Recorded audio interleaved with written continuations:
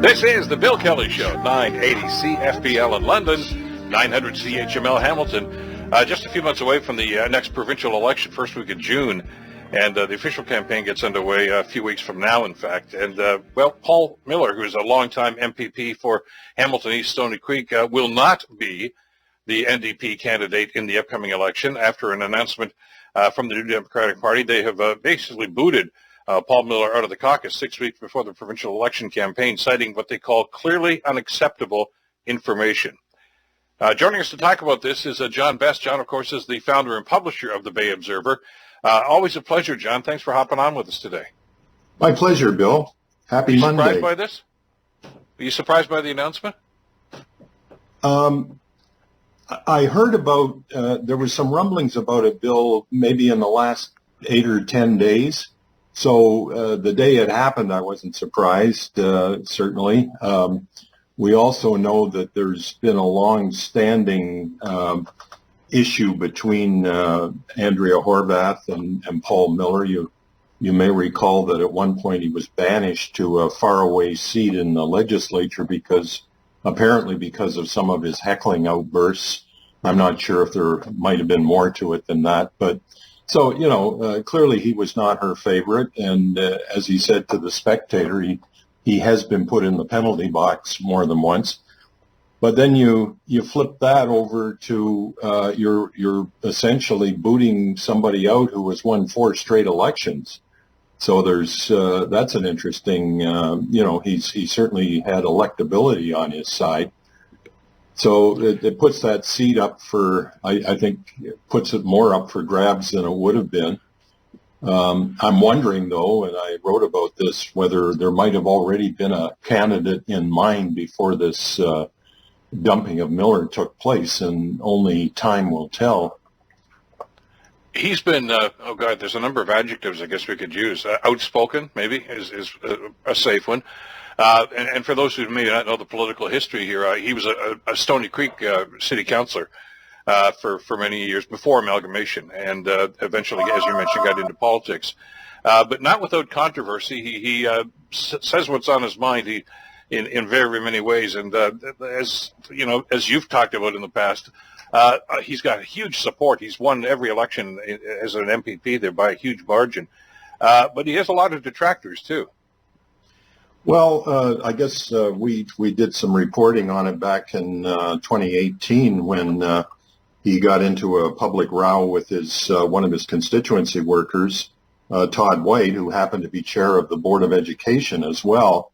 And White accused him not only of workplace harassment, but also of making racist and sexist remarks. And I believe some of those remarks were actually taped.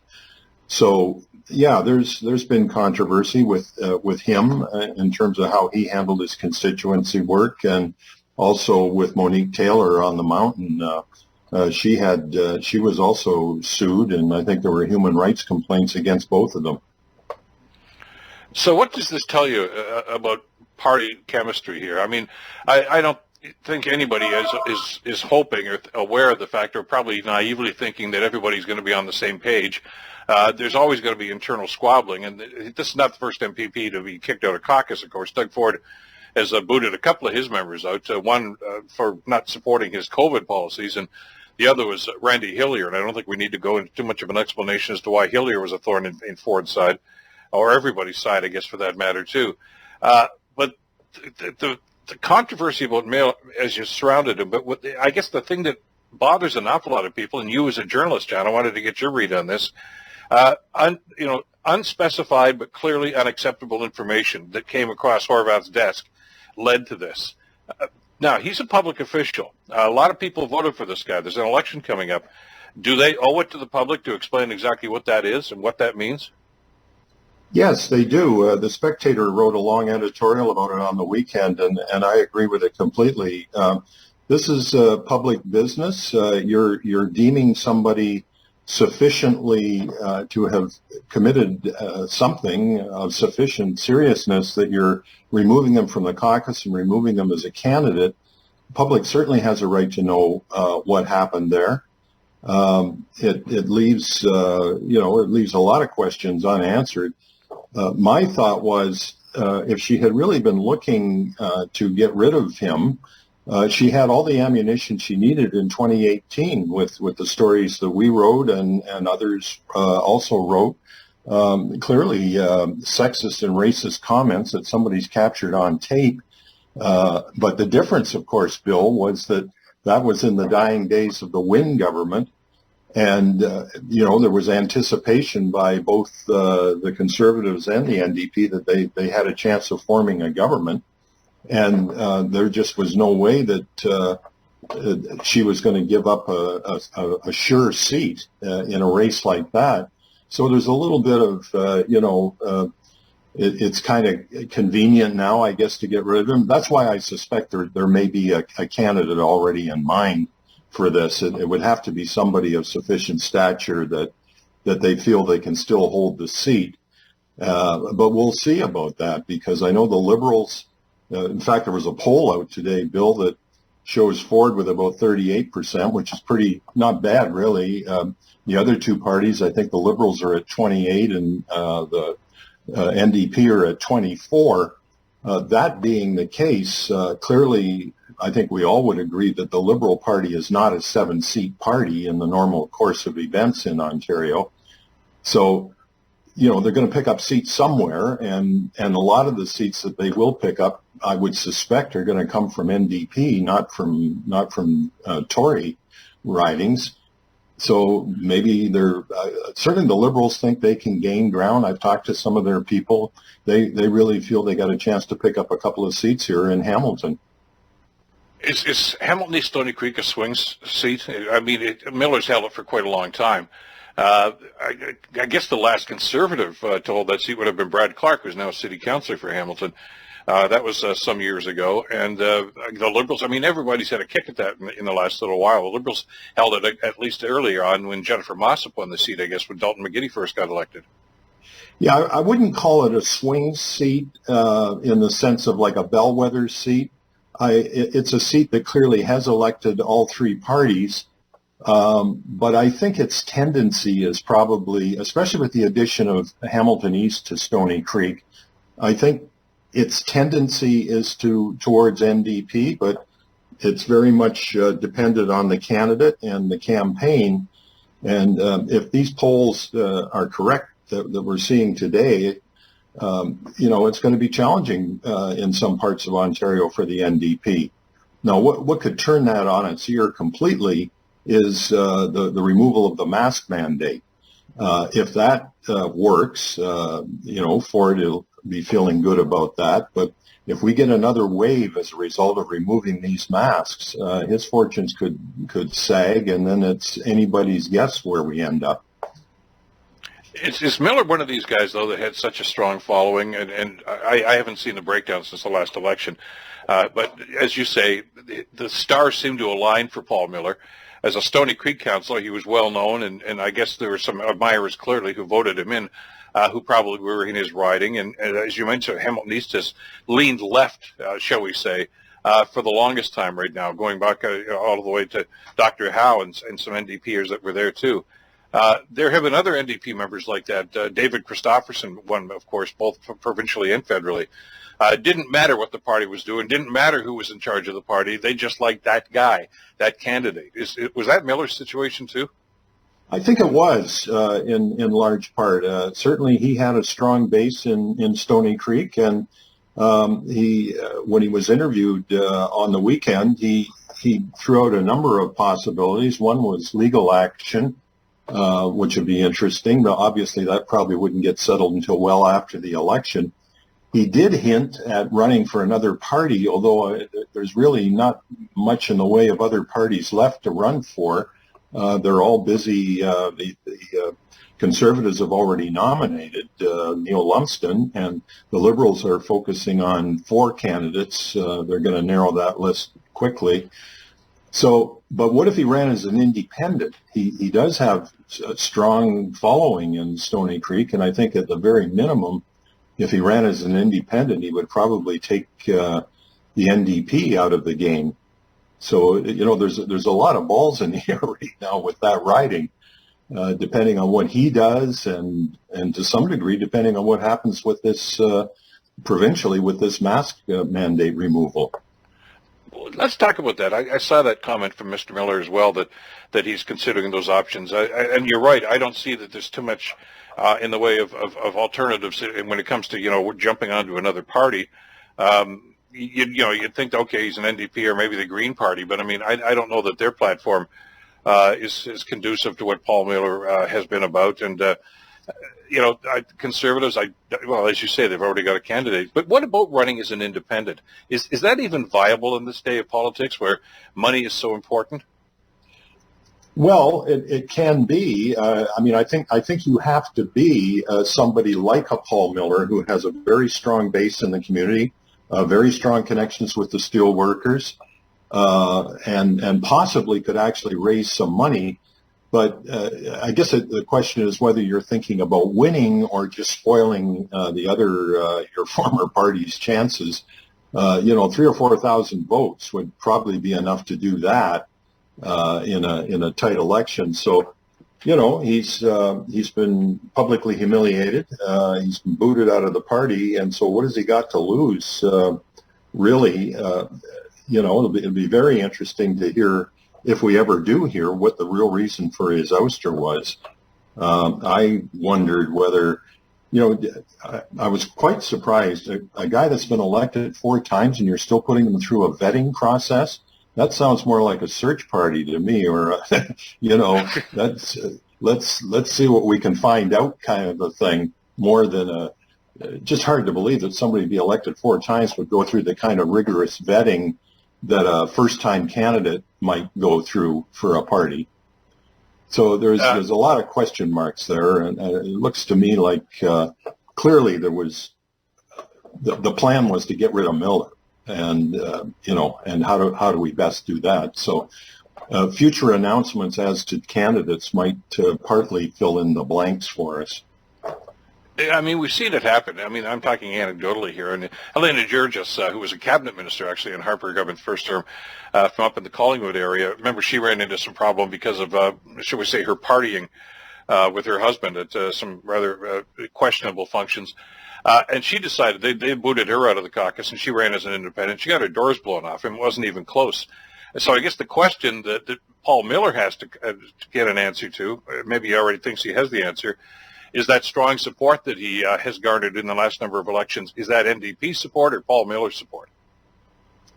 Well, there certainly would be dyed-in-the-wool NDP support. Like, I don't think there's any illusion about him winning an election. It's just a question of whether he can hang on to, if he does run, and this is pure speculation on our part, but if he does run as an independent, I think the chances of winning are very slim.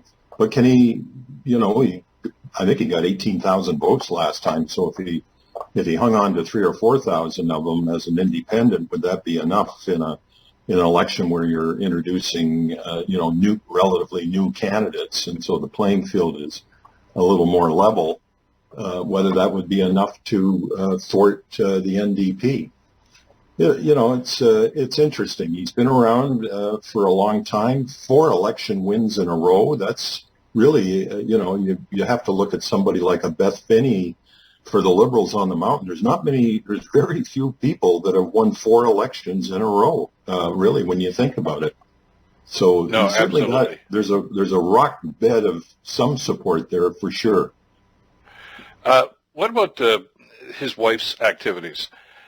His wife, of course, is Carol Pagan-Miller, who's, you mentioned Todd White, the staffer that apparently, there was the human rights violation, or the allegations anyway. And one of White's allegations was that Paul Miller basically got him booted off the public school board because his wife ran and won that seat. But she has not been without controversy because of some of the alleged comments, some categorized as racist comments during meetings. She was also sanctioned by the board last year for allowing her husband, Paul Miller, to be present for a private trustee phone meeting. That's a no-no. Is it just too much controversy? Is this a bridge too far for the NDP to simply say, look, enough is enough?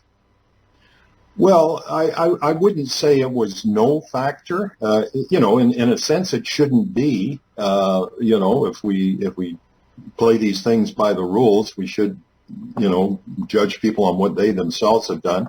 But sure, any kind of controversy like that is certainly going to take the shine off everybody that's associated closely with them. And she's been she's been pretty defiant, I guess, or adamant. She refers to that report, by the way, as the hearsay report, the one that suggested that she'd engaged in racist comments. So I mean, they're a feisty couple. They don't lay down when bad stuff happens. So but to answer your question, sure, I would suspect that some of that Board of Education controversy has had some impact on perceptions of Paul as well. In this age of social media, where nothing stays secret for very long, are we going to find out what is behind all this? Sure, we will. I don't know how long it'll take, but in this town, eventually something will come out. He's hinted that it's something to do with a social media post. Yeah, he mentioned Facebook, didn't he? Yeah, he mentioned Facebook, but he also mentioned the fact that like many of these elected reps, they have very little to do with their own Facebook postings. They're not sitting there like Donald Trump texting and posting. Most of them have their staff do it. But it depends on what the content of the post was, I guess, and if that indeed is the situation. I just think that the history between him and Andrea Horvath has got more to do with this than any single incident, but I could be wrong. I just backtracking for a second here about running as an independent, and as you say, if in fact, those are Paul Miller supporters, I don't doubt that he could actually gather a team of people that would want to, knock on doors and possibly, have him have an impact on the election. But then, if he would be successful, just go down that road for a couple of seconds here, John. You've got to set up an office, as all MPPs do, et cetera, and there are budgets and there's allocations for that. But party support is a big part of that as well. And as an independent, that some of that money just wouldn't be there, would it? Of course not. He'd obviously not have the kind of financial support that he'd have as a party member.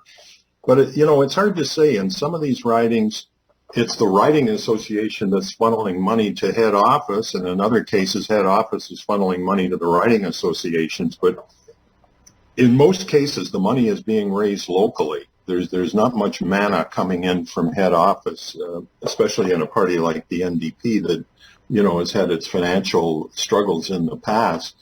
So, again, I don't think running as an independent is a winning formula. On the other hand, I think it's a possibility that has more to do with kind of getting back at the party for dumping him than it has to do with winning a seat. Well, if history is any example, he doesn't seem to be the sort of candidate who is going to go quietly into that good night, does he? No, one way or the other. I mean, even if he doesn't run, he can still be an interesting figure around Stony Creek during the election. He can still, I'm sure, make his presence felt. So we'll see. But it definitely has made the focus on that seat more viable for all the parties now. I know we're just about out of time, but this whole scenario here brings back memories. I know you covered this very well on the federal scene when Tony Valerio ran against Sheila Copps for the Liberal nomination some years ago, and he won that nomination. It was a hard-fought battle, but Sheila Copps was still a factor in that election, wasn't she? She was certainly just the animosity that was created by that battle really put that party and that riding association, frankly, it hurt it. That kind of a very open and public and really quite a nasty split in the party that affected them for a couple of elections for sure. So yeah, you can, it can be a bit of a war of attrition and everybody loses. That's certainly a possible outcome here. More to come on this one for sure. John, always great to get your perspective. Thanks so much for the time today. My pleasure.